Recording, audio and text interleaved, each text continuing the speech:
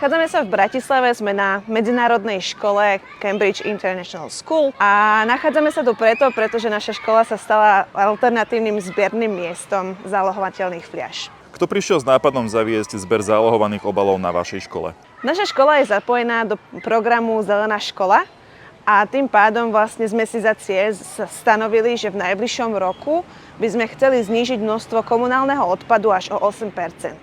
A jedna z aktivít, ktorú máme v našom akčnom pláne, je práve podpora zálohovania fliaš.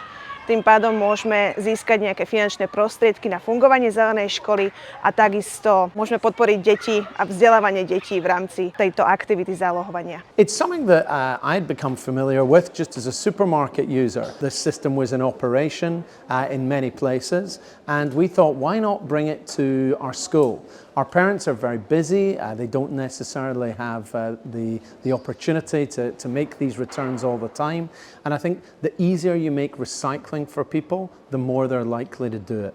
And if we can get our kids to encourage their parents and their grandparents to recycle, it's going to help a lot more. And we also want to have the big bottle and the big can as a visible sign of what we're trying to do, even in a small way, to help the environment, to improve recycling and to make Bratislava and Slovakia a more sustainable environmental place. V rámci tejto kampane by sme určite chceli informovať a viac vzdelávať študentov našej školy a trošku im vlastne ukázať formu, ako môžu prispieť k ochrane životného prostredia. We're going to use the money for environment projects. So trying to promote other sustainable initiatives in the school, trying to support our eco committee, doing more projects, for example, composting or gardening. And even though it's a relatively small amount of money that we'll make, it's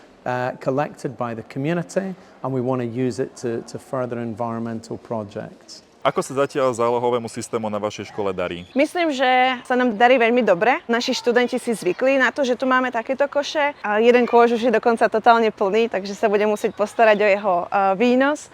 So this is very much a student-led initiative.